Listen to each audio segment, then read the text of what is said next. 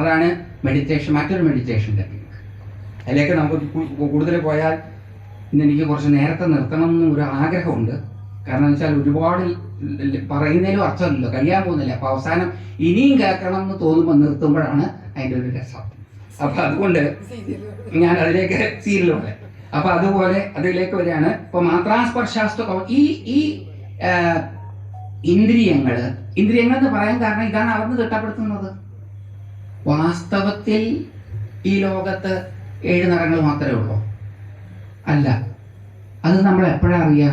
നമുക്ക് കാണാൻ പറ്റാത്തത് നമ്മുടെ വീട്ടിൽ വളർത്തുന്ന പൂച്ചയും നായയും ഒക്കെ തിരിച്ചറിയുമ്പോഴാണ് നമുക്കറിയാം.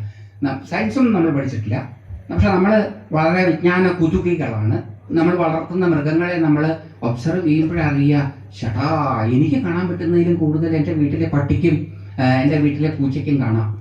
എനിക്ക് കേൾക്കാൻ പറ്റുന്നതിലും കൂടുതലും കാണാം. പണ്ടൊരു കഥയുണ്ട്, ഒരു പൂച്ചയും പട്ടിയും കൂടെ ഒരുമിച്ച് ഉറങ്ങുകയായിരുന്നു. പട്ടി എന്ന് പറയുന്നത് തെക്കൻ ഭാഗത്ത് പെണ്ണിനും പറയും, വടക്കോട്ട് അതിന് നായയും പട്ടി എന്ന് പറയുക. അപ്പം ഞാൻ പട്ടി എന്ന് പറയുമ്പോൾ അതിന് ആണും പെണ്ണും ഉണ്ട്. അപ്പം ഞാൻ തെക്ക് ഭാഗത്തെ ഭാഷയാണ് ഉപയോഗിക്കുന്നത്. അപ്പം അതുകൊണ്ട് ഒരു പട്ടിയും പൂച്ചയും കൂടെ അടുത്തടുത്ത് കിടക്കുകയായിരുന്നു. ഒരു ശബ്ദം കേട്ട് പട്ടി ഉണർന്നു. എന്താ അത് കേട്ടുണർന്നു. അപ്പോൾ പൂച്ച ഉറക്കത്തിൽ നിന്ന് ഉണർന്ന് എഴുന്നേറ്റ് നോക്കി. പേടിക്കേണ്ടത് ഒരു പുളിയില വീണതാന്ന് പറഞ്ഞു. ഒരു പുളിയില വീണ ശബ്ദം പട്ടി കേട്ടു, പൂച്ച കണ്ടു. അപ്പോൾ അതിൻ്റെ കേൾവി ശക്തിക്കും കാഴ്ചശക്തിക്കും നമ്മളെക്കാൾ പവറുണ്ട്. നമുക്ക് കാണാൻ പറ്റുന്നതിലും മണക്കാൻ പറ്റുന്നതിലും കേൾക്കാൻ പറ്റുന്നതിലും തൊട്ടറിയാൻ പറ്റുന്നതിലും രുചിച്ചറിയാൻ പറ്റുന്നതിലും കൂടുതൽ നമ്മുടെ ചുറ്റുപാടുകളിലുമുള്ള മൃഗങ്ങൾക്ക് സാധിക്കുന്നു എന്നുള്ളത് കൊണ്ട് നമ്മളുടെ അറിവിൻ്റെ അപ്പുറത്തേക്ക് ഈ നിറങ്ങളും മണങ്ങളും ശബ്ദങ്ങളും എല്ലാം ഉണ്ട്. അപ്പം അനന്തമായ വർണ്ണരാശിയിൽ നിന്ന് 7 നിറങ്ങളും അതിൻ്റെ കോമ്പിനേഷൻസും മാത്രം കാണാൻ കഴിയുന്ന ഒരു കണ്ണാണ് നമുക്കുള്ളത്. അതുകൊണ്ട് നമ്മുടെ കണ്ണ് ഈ അനന്തമായ വർണ്ണരാശിയെ അളന്ന് തിട്ടപ്പെടുത്തും. 7 കാണാൻ പറ്റുള്ളൂ, അതിൻ്റെ കോമ്പിനേഷൻസ് ആൻഡ് പെർമ്യൂട്ടേഷൻ. അനന്ത ശബ്ദരാശിയിൽ നിന്ന് 20 മുതൽ 20,000 ഹെർട്സ് വരെയുള്ള ശബ്ദം മാത്രമേ കേൾക്കാൻ പറ്റുള്ളൂ. സെലക്റ്റീവാണ്, അത്രേ കേൾക്കാൻ പറ്റൂ. അപ്പോൾ അനന്തമായ ഈ പ്രപഞ്ചത്തെ പരിമിതപ്പെടുത്തുന്നത് നമ്മുടെ ഇന്ദ്രിയങ്ങൾ. അതുകൊണ്ടാണ് ഇന്ദ്രിയങ്ങളെ മാത്ര അളന്ന് തിട്ടപ്പെടുത്തുന്നത്. ആ മാത്രകളുടെ, അതായത് ഇന്ദ്രിയങ്ങളുടെ സ്പർശം, കോണ്ടാക്ട്, സ്പർശം കൊണ്ടാണ്. അല്ലയോ, എത്ര സയന്റിഫിക് ആയിട്ടുള്ള സ്റ്റേറ്റ്മെന്റ്. ഇതിലൊന്നും അന്ധവിശ്വാസമൊന്നുമില്ല. ഇത് കറക്റ്റ് അല്ല എന്ന് പറയാൻ ഒരാൾക്കും സാധ്യമല്ല. ഇതിൽ വിശ്വാസത്തിന്റെ ഘടകമൊന്നുമില്ല. ഇന്ദ്രിയങ്ങൾ അതിന്റെ വിഷയവുമായിട്ട് ബന്ധപ്പെടുമ്പോഴാണ്, അല്ലയോ അർജുന, ചൂട്, തണുപ്പ്, അത് രണ്ടും ബാഹ്യമായത്. പുറത്തുള്ളത് ബാഹ്യമായതിനെ റെപ്രസെന്റേറ്റ് ചെയ്യാൻ ചൂടും തണുപ്പും, ആന്തരികമായതിനെ റെപ്രസെന്റേറ്റ് ചെയ്യാൻ സുഖവും ദുഃഖവും. അകത്തുള്ള ഫീലിങ്സും പുറത്തുള്ള ഫീലിങ്സും ഈ അളന്ന് തിട്ടപ്പെടുത്തുന്ന ഇന്ദ്രിയങ്ങളുടെ സ്പർശം കൊണ്ടുണ്ടാവുന്നതാണ്. അല്ലാത്തതായിട്ടുള്ള ഒരു അനുഭവം പോലും നമുക്കില്ല. അതീന്ദ്രിയമായ തലത്തിൽ അനുഭവിക്കാൻ സാധിക്കും. ഈ സ്പിരിച്വൽ എക്സ്പീരിയൻസ് എന്ന് പറയുന്നത് ബിയോണ്ട് സെൻസറി പെർസെപ്ഷനാണ്. അതായത് അതീന്ദ്രിയമായ തലമാണ്. അതീന്ദ്രിയമായ തലത്തിൽ നിന്ന് അറിയാൻ സാധിക്കില്ല. അതുകൊണ്ടാണ് ഈ മഹിഷാസുരൻ, ദേവി മഹാത്മ്യത്തിൽ മഹിഷാസുരൻ ഈഗോ റെപ്രസെൻറ്റേറ്റീവാണ്, നമ്മുടെ അഹങ്കാരത്തെ റെപ്രസെൻറ്റേറ്റ് ചെയ്യുന്ന. അതുകൊണ്ട് എന്താ കാര്യം വെച്ചാൽ അഹങ്കാരത്തെ ഇല്ലാണ്ടാക്കാൻ പറ്റില്ല. അപ്പോൾ അദ്ദേഹം ഒരു പ്രാവശ്യം സിംഹമായിട്ട് വരും. സിംഹത്തെ കൊല്ലാൻ ശ്രമിക്കുമ്പോൾ മാനാവും, മാനിനെ കൊല്ലാൻ ശ്രമിക്കുമ്പോൾ പോത്താവും, പോത്തിനെ കൊല്ലാൻ ശ്രമിക്കുമ്പോൾ മനുഷ്യനാവും. അങ്ങനെ മാറി മാറി മാറി മാറി കളിക്കും. It's not easy. അപ്പോൾ അതിനെ എങ്ങനെ ഇല്ലാണ്ടാക്കാൻ പറ്റും? അതീന്ദ്രിയ തലത്തിൽ നിന്ന് മാത്രമേ ഈഗോയെ അനിഹിലേറ്റ് ചെയ്യാൻ പറ്റുള്ളൂ. അതുകൊണ്ടാണ് ദേവി മധുപാനം ചെയ്യുന്നത്. കാരണം മധുപാനം ചെയ്താൽ കോൺഷ്യസ്നസ് ടിൽറ്റഡ് ആവും. കോൺഷ്യസ്നസ് ടിൽറ്റഡ് ആക്കുന്ന ഏക സാധനം മദ്യമാണ്. കഞ്ഞിവെള്ളം കുടിച്ചാവില്ല, പാലും വെള്ളം കുടിച്ചാലാവില്ല, ചായ കാപ്പി കുടിച്ചാലാവില്ല. അപ്പം ഓൾട്ടേർഡ് കോൺഷ്യസ്നസ് തലത്തിൽ നിന്നാണ് അഹങ്കാരത്തെ ഇല്ലാണ്ടാക്കേണ്ടത് എന്ന് പറയുവാൻ ആഗ്രഹിക്കുന്ന ഒരാൾക്ക് എങ്ങനെയാ അത് പറയാൻ പറ്റുള്ളൂ? മധുപാനം ചെയ്തിട്ട് കൊന്നു എന്നാണ് പറയുന്നത്. അപ്പോൾ ദേവി ഓൾട്ടേർഡ് കോൺഷ്യസ്നസ് ആയി. കാരണം എന്താ, ദേവിക്ക് സാധാരണ ബോധതലത്തിൽ നിന്ന് ഈ മഹിഷാസുരനെ കൊല്ലാൻ പറ്റാത്തത് എന്തുകൊണ്ടാണ്? മഹിഷാസുരൻ ശിവാംശമാണ്. ദേവി മഹാത്മ്യത്തിൽ ജീവൻ ശിവനാണ്. ആ ജീവനെ ഇല്ലാതാക്കാനൊന്നും പറ്റില്ല, ആ ലിമിറ്റേഷനും ഇല്ലാണ്ടാക്കാൻ പറ്റില്ല. അതിന് ഓൾട്ടേർഡ് കോൺഷ്യസ്നസ് തലത്തിൽ പോകണം. ധ്യാനങ്ങളെല്ലാം നമ്മളെ ഈ ഓൾട്ടേർഡ് കോൺഷ്യസ്നസ് തലത്തിലേക്ക് കൊണ്ടുപോകാനുള്ളതാണ്. കോൺഷ്യസ്നസ് തലത്തിൽ നമ്മൾ തുടങ്ങും. ക്രമേണ നമ്മൾ അതിന് സ്വീകരിക്കുന്ന ഉപാധികളാണ് ശ്വാസം, മന്ത്രം തുടങ്ങിയതൊക്കെ, ബോധം, അതൊക്കെ വിട്ട് നമ്മൾ ഈ എക്സ്ട്രാ സെൻസറി പെർസെപ്ഷനിലേക്ക് പോകും. ഈ പറയുന്ന എല്ലാ പെർസെപ്ഷൻസും അങ്ങനെയാണ്.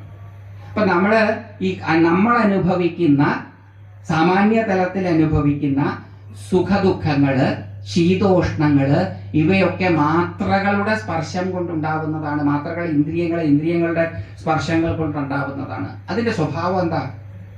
നമ്മൾ ഇത്രയും കാലത്തെ ജീവിതത്തിന്, അതിന് ഗീതാകാരൻ അത് പറയേണ്ട ആവശ്യമില്ല. ലോജിക്കലായിട്ട് നമുക്ക് തന്നെ ഒരു കൺക്ലൂഷനിൽ എത്തിച്ചേരാൻ സാധിക്കും. നമ്മൾ ഇത്രയും കാലം അനുഭവിച്ച എക്സ്റ്റേണൽ ആൻഡ് ഇന്റേണൽ ഫീലിങ്സ് സ്ഥിരമായി നിൽക്കുന്നതാണോ, വന്നു പോകുന്നതാണോ? വന്നു പോകുന്നതാണ്. ചൂടും തണുപ്പും വന്നു പോകുന്നതാണ്. സുഖവും ദുഃഖവും വന്നു പോകുന്നതാണ്. വിശപ്പും വിശപ്പില്ലായ്മയും വന്നു പോകുന്നതാണ്. അല്ല, നമുക്കറിയാവുന്നതെല്ലാം ആഗമാപായിനോ വന്നു പോകുന്നതാണ്.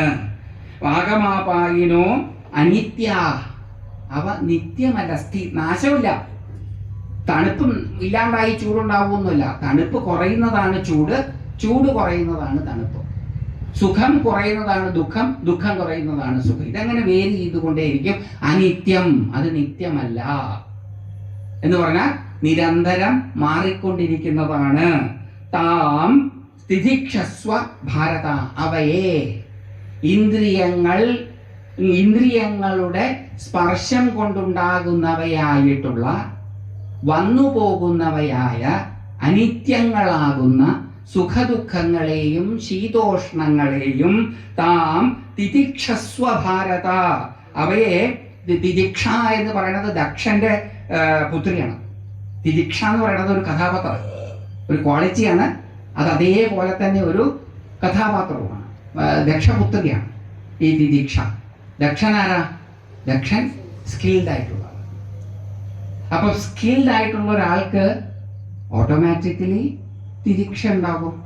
ക്ഷമയില്ലാതെ, സഹനശക്തി ഇല്ലാതെ കഴിവ് പ്രകടിപ്പിക്കാൻ പറ്റുമോ? ഇപ്പൊ ഉദാഹരണത്തിന് നൃത്തം ചെയ്യുന്ന ആൾക്കാര്, ചെണ്ട കൊട്ടുന്ന ആൾക്കാര്, അതേപോലത്തെ ആൾക്കാർക്കൊക്കെ ഒരുപാട് വേദന ഉണ്ടാവും അവരുടെ കൈക്കും കാലിനും ഒക്കെ. അത് സഹിച്ചു മുന്നോട്ട് പോയാൽ മാത്രമേ അവർക്ക് അവരുടെ കഴിവുകൾ പ്രകടിപ്പിക്കാൻ പറ്റുള്ളൂ. അപ്പൊ ദക്ഷന്റെ പുത്രിയാണ് തിരിക്ഷ. കറക്റ്റാ. കഴിവുള്ളവർക്കേ ഈ സാധനം ഉണ്ടാവുള്ളൂ. ഒരു കഴിവില്ലാത്തവൻ എന്ത് സഹിക്കാനാ? ഒരു കഴിവില്ലാത്തവർക്ക് സഹിക്കേണ്ടതായിട്ട് എന്താ ഉള്ളത്? അവരെ ബാക്കിയുള്ളവർ സഹിക്കേണ്ടി വരുന്നേ ഉള്ളൂ. അപ്പൊ അതുകൊണ്ട് കഴിവ് സഹനത്തെ കാണിക്കും. സഹിക്കാൻ പറ്റില്ലെങ്കിൽ, ക്ഷമയില്ല എന്നുണ്ടെങ്കിൽ കഴിവുണ്ടാവില്ല. അപ്പൊ ദക്ഷപുത്രി നമ്മുടെ പുരാണ ഇതിഹാസങ്ങളുടെ പ്രാധാന്യമാണത്. വെറുതെ പറയല്ല ദക്ഷന്റെ പുത്രിയാണെന്ന്. ഇത് ദക്ഷപുത്രി തന്നെയാണ്. കഴിവ് സ്കിൽഡ് ആയിട്ടുള്ള ഒരാൾക്ക് മാത്രമേ, ഡെക്സ്ട്രസ് ആയിട്ടുള്ള ഒരാൾക്ക് മാത്രമേ തിതിക്ഷ ഉണ്ടാവുള്ളൂ. ഇനി അത് മാത്രമല്ല, ധർമ്മത്തിന്റെ പത്നിയാണ് തിതിക്ഷ. അതേപോലെ തന്നെ ധർമ്മപത്നിയാണ് തിതിക്ഷ. ദക്ഷന്റെ പുത്രിയാണ് തിതിക്ഷ, ധർമ്മത്തിന്റെ പത്നിയാണ്. ധർമ്മം പരിപാലിക്കണം എന്നുണ്ടെങ്കിലും അനുവർത്തിക്കണം എന്നുണ്ടെങ്കിലും ക്ഷമ വേണം. ക്ഷമയില്ലാതെ നിങ്ങൾക്ക് ധർമ്മ പരിപാലനം നടക്കില്ല. ഹരിശ്ചന്ദ്രൻ സ്വധർമ്മ പരിപാലനത്തിന് വേണ്ടിയിട്ടാണ് ശ്മശാന കാവൽക്കാരനാകുന്നത്. എന്തോരം ധാർമ്മികനായതുകൊണ്ട് അദ്ദേഹത്തിന് അത് സാധിച്ചത്. ധാർമ്മികനല്ലായിരുന്നുവെങ്കിൽ അദ്ദേഹത്തിന് ആ ദുരനുഭവങ്ങളെ ഒന്നും താണ്ടാൻ സാധിക്കുമായിരുന്നില്ല. അപ്പോൾ ധർമ്മപത്നിയാണ് തിതിക്ഷ. അത് മാത്രമല്ല, ക്ഷേമ മാതാവാണ് തിതിക്ഷ. ഒറ്റ വാക്കാണ്. ദക്ഷപുത്രിയാണ്, ധർമ്മപത്നിയാണ്, ക്ഷേമ മാതാവാണ് തിതിക്ഷ. ക്ഷേമം, സമാധാനം, ഐശ്വര്യം, ഇതിൻ്റെയൊക്കെ അമ്മയാണ് തിതിക്ഷ. തിതിക്ഷ ഇല്ലാത്ത ഒരാൾക്ക് ക്ഷേമം ഉണ്ടാവില്ല. തിതിക്ഷ ഇല്ലാത്ത ഒരാൾക്ക് ഐശ്വര്യം ഉണ്ടാവില്ല. തിതിക്ഷ വേണമെങ്കിലോ ദക്ഷത്വം വേണം. ദക്ഷത്വം ഉണ്ടെങ്കിലേ, കഴിവുണ്ടെങ്കിലേ കഴിവ് പ്രകടിപ്പിക്കുമ്പോൾ ഉണ്ടാവുന്നതാണ് തിദിക്ഷ. ഈ തിദിക്ഷ ധർമ്മത്തിന്റെ പത്നി. ഈ തിദിക്ഷ ഇല്ലെങ്കിൽ ധർമ്മം നിലനിൽക്കില്ല. ഇവരുടെ മക്കളാരാ? ക്ഷേമം. എത്ര ഒറ്റ വാക്കാണ് നമ്മൾ ഈ വ്യത്യസ്ത കഥാപാത്രങ്ങളെ എടുത്ത് നമ്മളുടെ ജീവിതത്തിൽ അനിവാര്യമായിട്ടുള്ള ക്വാളിറ്റീസ് ആയിട്ട് നമ്മൾ മനസ്സിലാക്കുന്നത്. അപ്പം ആ തിജ് എന്നുള്ളതാണ് ധാതു. തിജ് എന്നുള്ള ധാതുവിൽ നിന്നാണ് തിദിക്ഷസ്വ എന്നുള്ള വാക്കിന്റെ അർത്ഥം. അതിന്റെ അർത്ഥം എന്താണെന്ന് വെച്ച് കഴിഞ്ഞാൽ മൂർച്ചയുള്ളതായി തീരുക, ഉറച്ചു നിന്ന് അനുഭവിക്കുക. മൂർച്ചയുള്ളതായി തീരുക, ഉറച്ചു നിന്ന് അനുഭവിക്കുക. അതാണ് തിദിക്ഷ. തിജ് എന്നുള്ളതാണ് ആ ധാതു. ധാതുവിന്റെ അർത്ഥം മൂർച്ചയുള്ളതായി തീരുക, to be or become sharp എന്നുള്ളതാണ് അതിൻ്റെ അർത്ഥം. അതാണ് തിജ് എന്നുള്ള ധാതു. തിദിക്ഷ എന്നുള്ള വാക്കിന്റെ അർത്ഥം ഉറച്ചു നിന്ന് അനുഭവിക്കുക. ഭഗവാൻ കൃഷ്ണനോട് അർജുനനോട് പറയുകയാണ്, സുഖദുഃഖങ്ങള്, ശീതോഷ്ണങ്ങള് ഇവയുടെ മുഖത്ത് നിന്ന് ഓടിപ്പോകരുത്, അവയെ ഫേസ് ചെയ്തിട്ട് അനുഭവിക്കണം. അനുഭവിക്കുമ്പോൾ ഒരു പേടി ഉണ്ടാവില്ല. ഇതെങ്ങാനും സ്ഥിരമായി പോയാലോ, ചൂട് സ്ഥിരമായി പോയാലോ, തണുപ്പ് സ്ഥിരമായി പോയാലോ, സുഖം സ്ഥിരമായി പോയാൽ അത്ര കുഴപ്പമില്ല. ദുഃഖം സ്ഥിരമായി പോയാലോ വലിയ പ്രശ്നമാണ്. പേടിക്കേണ്ട. സുഖം അടക്കമുള്ളതൊക്കെ വന്നു പോകുന്നതാണ്, അവിടെ സ്ഥിരമായിട്ടൊന്നും നിൽക്കുകയല്ല, അത് അനിത്യമാണ്. ഇനി ഞാൻ നിങ്ങളുടെ ശ്രദ്ധ ഒരു ഇറ്റാലിയൻ ഫോക്ക്ലോറിലേക്ക് കൊണ്ടുപോകണം. ഒരു ഇറ്റാലിയൻ നമ്മൾ പലരും പഠിച്ചിട്ടുണ്ടാവും, ദിസ് ടു ഷാൽ പാസ് എന്നൊരു കഥയാണ്. ഇറ്റാലിയൻ ഫോക്ക്ലോറാണ്. ആ ഇറ്റാലിയൻ ഫോക്ക്ലോറിൽ കഥ തുടങ്ങുന്നത് ഒരു രാജധാനിയിലാണ്. അവിടെ ഒരു രാജാവ് ഉണ്ടായിരുന്നു. അദ്ദേഹത്തിന് മഹാപണ്ഡിതന്മാരായിട്ടുള്ള അനവധി ആൾക്കാർ സദസ്യരായിട്ടുണ്ടായിരുന്നു. ഒരു ദിവസം രാജാവിൻ്റെ ഒരു ആഗ്രഹം. ഈ രാജാക്കന്മാർക്കൊക്കെ ഇങ്ങനെ വെറുതെ ഇരിക്കുമ്പോൾ ഓരോ ആഗ്രഹം ഉണ്ടാവും. എന്ത് ചെയ്യാൻ ഇപ്പം നമുക്ക് അതിനൊന്നും ലോജിക്കില്ല. നമുക്കും ഇല്ലേ അതേപോലെ ഒരു ദിവസം ഇരിക്കുമ്പോൾ ദോശ കഴിക്കണം എന്ന് ആഗ്രഹം, ചില ദിവസം മസാല ദോശ കഴിക്കണം എന്ന് ആഗ്രഹം, ചില ദിവസം ഊത്തപ്പം കഴിച്ചാൽ എന്താണെന്നൊരു ആഗ്രഹം. അങ്ങനെ ആഗ്രഹിക്കാൻ എന്താ കാരണം? ഇന്ന് നിങ്ങൾ മസാല ദോശ കഴിക്കാൻ ആഗ്രഹിച്ചെന്തിനാ? ആർക്കും അറിയില്ല. ആഗ്രഹങ്ങൾ അങ്ങനെ പലതും വരും. മസാല ദോശ കഴിക്കണം, ഊത്തപ്പം കഴിക്കണം, അങ്ങനെ നമ്മൾ പോവല്ലേ ഹോട്ടലുകൾ തേടി ഊത്തപ്പം കഴിക്കും, കൊള്ളില്ല. പിന്നെ ആ ആഗ്രഹം കുറച്ച് കാലം കഴിഞ്ഞാൽ പിന്നെയും വരും. എന്താ അങ്ങനെ നിങ്ങൾക്ക് ഇപ്പം ഊത്തപ്പം കഴിക്കാനൊരു ആഗ്രഹം? അതിന്റെ റീസൺ ഒക്കെ തേടി ഒന്ന് പോയാൽ സമയം വെറുതെ പോകുന്നേ ഉള്ളൂ, റീസൺ കിട്ടിക്കൊള്ളുന്നില്ല. അപ്പൊ അതിനേക്കാൾ നല്ലത് ഊത്തപ്പം കഴിച്ച് ആ ആഗ്രഹത്തെ അങ്ങ് ഡിസോൾവ് ചെയ്ത് കളയുകയാണ്. അപ്പൊ ആഗ്രഹങ്ങൾ ഉണ്ടാകുന്നതിന് ലോജിക്കൊന്നുമില്ല. ഇദ്ദേഹത്തിന് ആഗ്രഹം ഉണ്ടായി. എന്താ? അദ്ദേഹം ഈ പണ്ഡിതന്മാരെ മുഴുവൻ വിളിച്ചിട്ട് പറഞ്ഞു, 41 ദിവസം സമയം തരാം. ആ 41 ദിവസത്തിനകത്ത് ഏറ്റവും അറിവ് ഉൾക്കൊള്ളുന്നതും വിസ്ഡം ഉൾക്കൊള്ളുന്നതും എന്നാൽ ഏറ്റവും ഷോർട്ടായിട്ടും ഉള്ളതും എക്കാലത്തും ഉപയോഗിക്കാൻ പറ്റുന്നതുമായിട്ടുള്ള ഒരു വിസ്ഡം സ്റ്റേറ്റ്മെന്റ്, അറിവിന്റെ ഒരു നുറുങ്ങ് എനിക്ക് വേണം. ചെറുതായിരിക്കണം, എല്ലാ അറിവുകളെയും ഉൾക്കൊള്ളുന്നതായിരിക്കണം, അതെല്ലാ കാലത്തും പ്രായോഗികവും ആയിരിക്കണം. അല്ലെങ്കിൽ ഞാൻ നിങ്ങളുടെ എല്ലാം തല 42ാമത്തെ ദിവസം കിട്ടിക്കണം. അങ്ങനെ അന്ത്യശാസ്ത്രം. ഇതിനൊന്നും ലോജിക്ക് ഇല്ലാതെ ഇങ്ങനെ ചെയ്യുന്നത് ആർക്കറിയാം?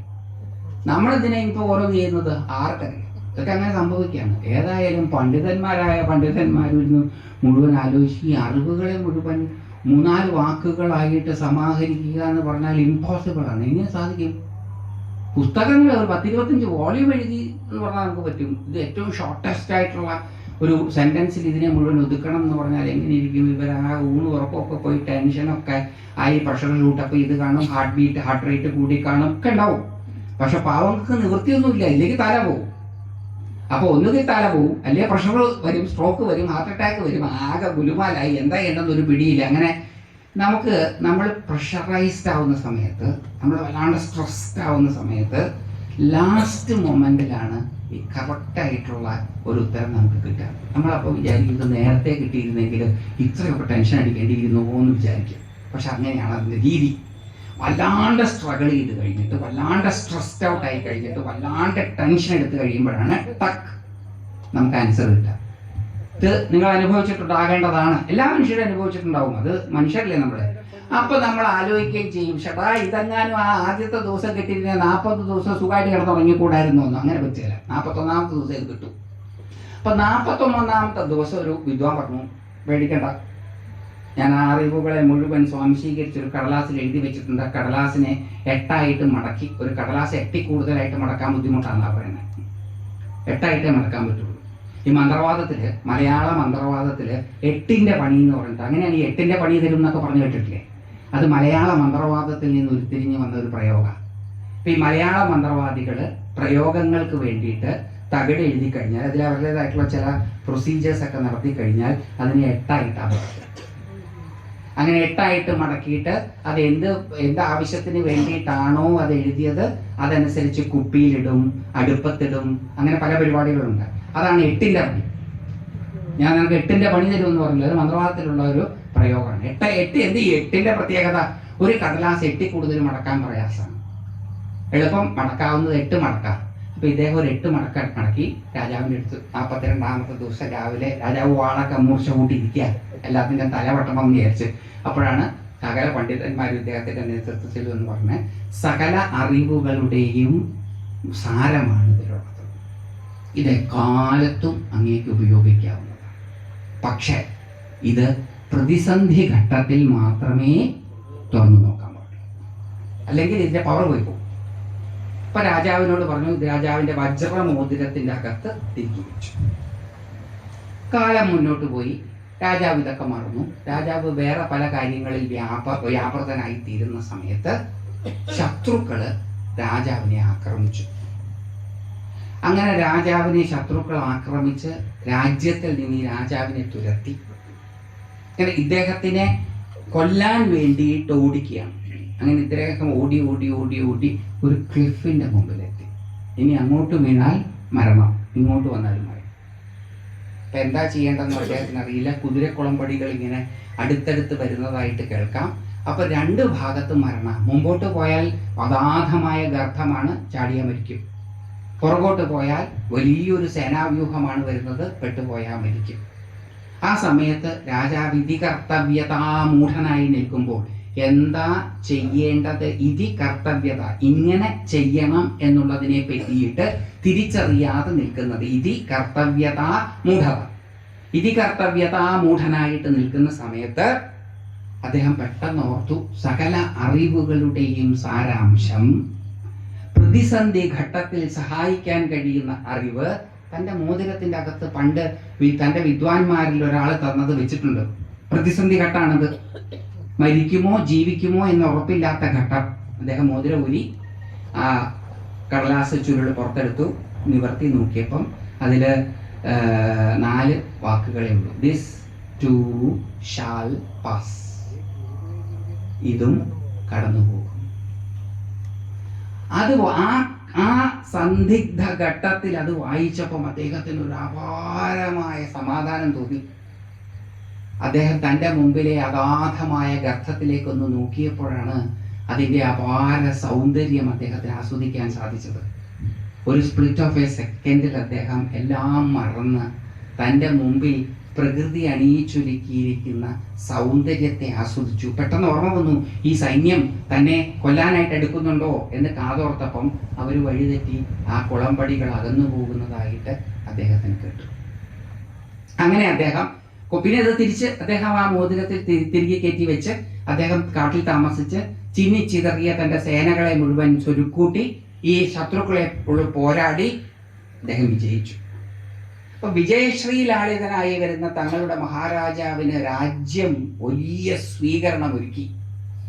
അപ്പൊ ആ സ്വീകരണത്തിന്റെ കേമത്വമൊക്കെ കണ്ടപ്പം രാജാവിന്റെ ഉള്ളിൽ വല്ലാത്തൊരു അഹങ്കാരം പൊട്ടിമുളച്ചു. ഞാൻ അത്ര നിസ്സാരക്കാരനൊന്നുമല്ല, എനിക്ക് സാധിച്ചല്ലോ ആ പട്ടാളക്കാരെ, ശത്രു സൈന്യത്തെ മുഴുവൻ തോൽപ്പിച്ച് എൻ്റെ രാജ്യത്തെ വീണ്ടെടുക്കുവാൻ.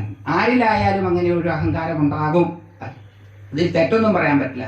അങ്ങനെ ഈ അഹങ്കാരത്തിൽ നകളിച്ചു കൊണ്ടിരിക്കുമ്പോൾ അറിയാതെ വെയിലത്ത് വെട്ടിത്തിളങ്ങുന്ന തൻ്റെ വജ്രമോതിരത്തിലേക്ക് രാജാവിൻ്റെ ദൃഷ്ടി ഒന്ന് ചെന്ന് പതിച്ചു. പെട്ടെന്ന് അദ്ദേഹത്തിന് ഓർമ്മ വന്നു, ദിസ് ടു ഷാൽ പാസ്, ഇതും കടന്നു പോകും. അദ്ദേഹത്തിൻ്റെ അഹങ്കാരം അങ്ങ് ശമിച്ചു, അദ്ദേഹം നോർമലായി. അദ്ദേഹത്തിന് ഏതു പ്രതിസന്ധി ഘട്ടത്തിലും ഉപയോഗിക്കാവുന്ന അറിവ്, സകല അറിവുകളുടെയും സാരം, ആഗമാപായിനോ അനീത്യസ്താം തിതിക്ഷസ്വ ഭാരത. ഇത് ജീവിതത്തിൽ ഉണ്ടാകുന്ന എല്ലാ അനുഭവങ്ങളും എത്ര കൊടിയ ദുഃഖങ്ങളാകട്ടെ, എത്ര കൊടിയ സന്തോഷങ്ങളാകട്ടെ, ആഗമാപായിനോ വിദ്ധി, അവ വന്നുപോകുന്നതാണ് എന്നറിയണം. ഇത് സ്ഥായിയായി നിൽക്കുന്നതല്ല എന്ന് തിരിച്ചറിയണം. അനിത്യങ്ങളാണ് അവയെന്ന് തിരിച്ചറിയണം. എന്നിട്ട് എന്ത് വേണം? ഒളിച്ചോടാൻ പാടുണ്ടോ? ഇല്ല. പിന്നെ എന്ത് വേണം? പിന്നെ അതിനെ അനുഭവിക്കണം. അതിനെ അതിൻ്റെതായിട്ടുള്ള തീവ്രതയിൽ അനുഭവിക്കണം. തണുപ്പ് അതിൻ്റെ തീവ്രതയിൽ അനുഭവിക്കണം. ചൂട് അതിൻ്റെ തീവ്രതയിൽ അനുഭവിക്കണം. ദുഃഖം അതിൻ്റെ തീവ്രതയിൽ അനുഭവിക്കണം. സുഖം അതിൻ്റെ തീവ്രതയിൽ അനുഭവിക്കണം.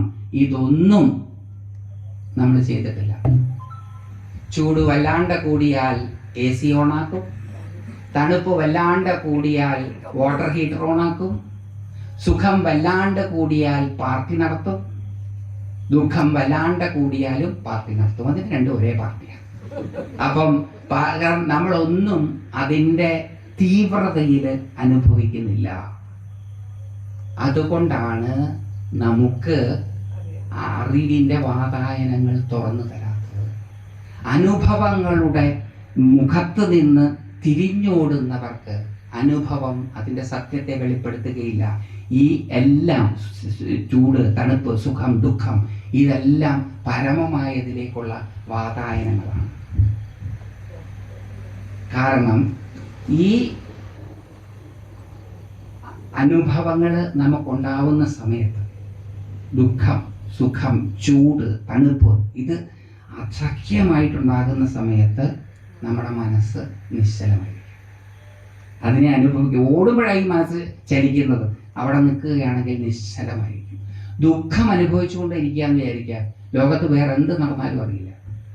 സുഖം അനുഭവിച്ചുകൊണ്ടിരിക്കുക എന്ന് വിചാരിക്കുക, ലോകത്തിൽ എന്ത് നടന്നാലും അറിയില്ല. മനസ്സ് നിശ്ചലമാകും. നമ്മളിപ്പോൾ ഈ മെഡിറ്റേഷൻ ചെയ്യുന്നത് മുഴുവൻ എന്തിനാ? മനസ്സിനെ നിശ്ചലമാക്കാൻ. അത് ഞൊടിയിട കൊണ്ട് ഈ വിചാര വികാരങ്ങളുടെ മുമ്പിൽ തീവ്രതയോടുകൂടി അനുഭവിച്ചുകൊണ്ട് നിന്നാൽ നിമിഷ നേരം കൊണ്ട് ഉണ്ടാവും. അപ്പൊ ജീവിതാനുഭവങ്ങളുടെ തീച്ചൂളകളെ സധൈര്യം നേടുന്നവർക്ക് ഇമ്മീഡിയറ്റ് ആയിട്ട് മനസ്സ് നിശ്ചലമാകും. മനസ്സ് നിശ്ചലമായാൽ എന്ത് സംഭവിക്കും? അതിൽ ബോധം തെളിഞ്ഞ് കാണും.